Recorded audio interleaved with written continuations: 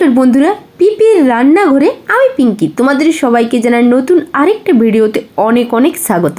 আজ আমি তোমাদের জন্য নিয়ে চলে এসেছি মেথি শাকের মুচমুচে একদম কুড়কুড়ে একটা পকোড়ার রেসিপি।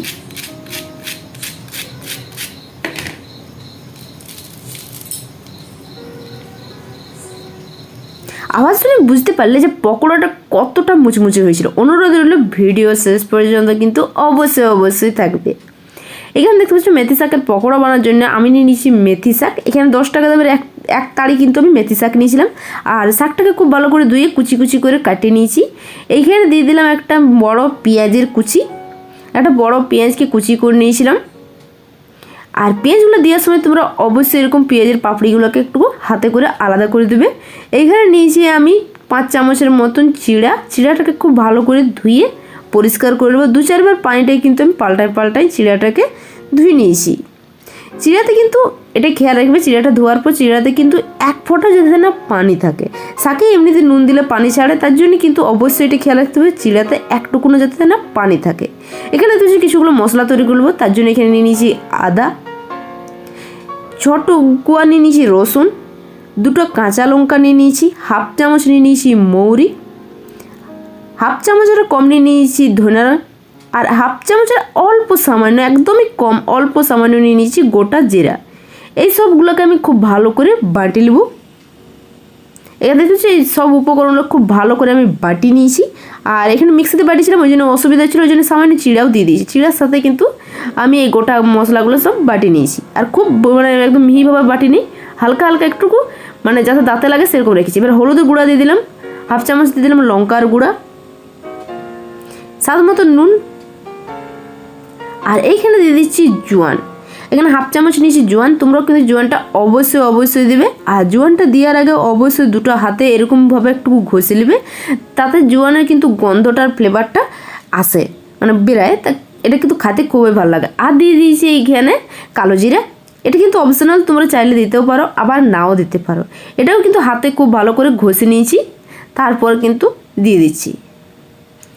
আর দিয়ে দিচ্ছি 1 আটির মতন ধনে পাতার টুকরা, 4 চামচ দিচ্ছি চালের গুঁড়া না থাকলে তোমরা এখানে ময়দা বা কর্নফ্লাওয়ার দিয়েও কিন্তু কাজ চালাতে পারো। এবার নিয়েছি এখানে আমি বেসন। এখানে আছে 150 গ্রামের মতন বেসন। আর এখানে অল্প কিন্তু বেসনটা দিয়ে আমি প্রথমে মাখিয়ে নেবো। একসাথে কিন্তু পুরো বেসনটা দিচ্ছি না, এখানে অর্ধেকটা বেসন দিয়েছি। তারপরে শুকনো উপকরণে খুব ভালো করে শাকের সাথে মাখিয়ে নিতে হবে। আর এখানে প্রথম কিন্তু তোমরা পানি দিও না। এখানে মাখতে আমার মনে হচ্ছে যে বেসনটা আর একটু লাগবে, তাহলে বাকি যে বেসনটা আছে সেই বেসনটাও কিন্তু আমি এখানে দিয়ে দিলাম। পুরো বেসনটা দিয়ে নিয়ে আবারও ভালো করে কিন্তু সব শুকনো অবস্থায় কিন্তু আমি মাখবো। আর যখন মাখতে থাকার সাথে কিন্তু শাক থেকে কিছুটা পানি বেরায়, সেই পানিতেও কিন্তু অনেকটা মাখা হয়ে যাবে। যখন তোমাদের মনে হবে যে না এবার পানি না দিলেই নয়, তখন কিন্তু তোমরা অল্প পানি দিবে, অল্প পানি দিয়ে মাখবে। কিন্তু একসাথে অনেকটা পানি দিও না। আমি এইখানে মোটামুটি 1/2 কাপেরও হাফ আমি কিন্তু এইখানে পানি দিয়েছি। এবার যেরকম আমরা আটা মাখি সেরকম খুব ভালো করে আমি সবগুলোকে মাখিয়ে নিয়েছি। আর এটা কিন্তু এই ডোটা একটু শক্তই হবে। ডোটা যদি শক্ত করো তাহলে কিন্তু বাইরে থেকে খুবই মানে মুচমুচে হবে, আর ভিতর থেকে কিন্তু খুবই নরম বা খাইতেও খুবই ভালো লাগবে। এবার একটা শক্ত ডো বানিয়ে নিয়েছি, হাতে 2 হাতে তেল নিয়ে নিয়েছি, তেল মাখায় নিয়েছি হাতে। এবার একটা করে হালকা দেখতে পাচ্ছ আমি কত বড় একটা ডেলা নিয়েছি। এরকমই ডেলা নিয়ে এরকমভাবে টিক্কি যেরকমভাবে আমরা বানাই সেরকমভাবে কিন্তু শেপ দিয়ে দেবে। তোমরা চাইলে অন্যরকম শেপ দিতে পারো, আমি এখানে টিক্কির মতন কিন্তু শেপ দিচ্ছি। আর যদি এখানে এই ডোটা শক্ত থাকে তাহলে কিন্তু টিক্কিগুলো বানাতেও কিন্তু খুবই সুবিধা হয়।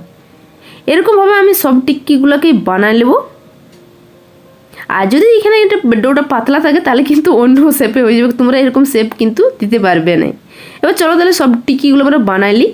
সব টিক্কিগুলো দেখতে পাচ্ছ বানাই নিয়েছি। এবার আমি দিয়ে দিচ্ছি এটা তেলে। প্রথমে তেলটা গরম হয়ে দিয়েছিলাম, তেলটা গরম হয়ে যাওয়ার পর আঁচটা একদম লো টু মিডিয়ামে রেখে নিয়ে আমি একটা টিক্কিকে এখন তেলে ছাড়িয়ে দেবো। তোমরা চাইলে কিন্তু এখানে স্যালো ফ্রাইও এটা করে নিতে পারো। টিক্কিগুলোকে দিয়ে নিয়ে আঁচটাকে একদম আমি লো টু মিডিয়ামে রেখে দিলাম। তারপর এবার হালকা করে ভাজি নেব। এক পাশটা ভাজা হয়ে গেলে উল্টাই দেবো। এরকম লাল করে ভাজি নেব। গ্যাসের আঁচ বা উনানের আঁচটা কিন্তু তোমরা এই সময় খুব বেশি রেখো না, তাহলে কিন্তু উপর থেকে কালার চলে আসবে আর ভিতরটা কাঁচায় থেকে দেবে। কিন্তু এটা সময় নিয়ে আমাদেরকে ভাজতে হবে। আমি এই পুরো ব্যাচটা একটা ব্যাচ আমি ভাজি নিয়েছি 5 মিনিটের মতন সময় ধরে। তোমরা কিন্তু এটা এরকম সময় ধরে বাজবে, তাহলে কিন্তু উপর থেকে ক্রিস্পি হবে আর ভিতর থেকে কিন্তু খুবই নরম, খেতে খুবই ভালো লাগবে। দেখো খুব সুন্দর কালার চলে এসছে, উল্টায় পাল্টায় কিন্তু আমি ভাজি নিয়েছি। এবার এগুলোকে আমি তুলে নেব। আর মেথি শাক কিন্তু আমাদের শরীরের পক্ষে খুবই উপকার। এই শাকের কিন্তু উপকারের তুলনা নাই।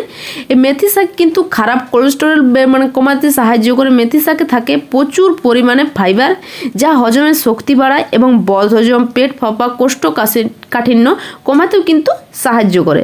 তাহলে মেথি শাকের গুণে বলে শেষ করা যাবে না, মেথি শাকের এত গুণ থাকে। তাহলে অবশ্যই কিন্তু এরকমভাবে একবার বাড়িতে বানাবে।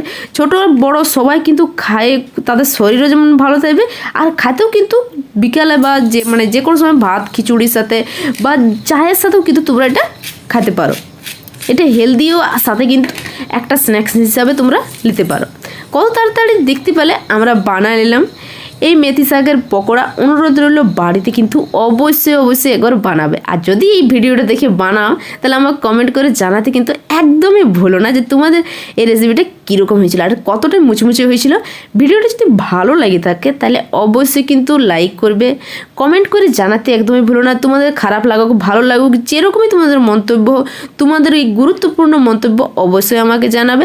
আর আমার চ্যানেলের নতুন বন্ধু থাকলে আমার চ্যানেলটাকে অবশ্যই সাবস্ক্রাইব করে দেবে এবং পাশে থাকা বেল আইকন অন করে দেবে, যাতে তোমাদের জন্য যখন টেস্টি এরকম নতুন ভিডিও নিয়ে আসি সবার আগে যাতে তোমাদের কাছে নোটিফিকেশান পৌঁছে যায়। তাহলে এখনের মতন আসছি, বাই বাই, খুব ভালো থেকো।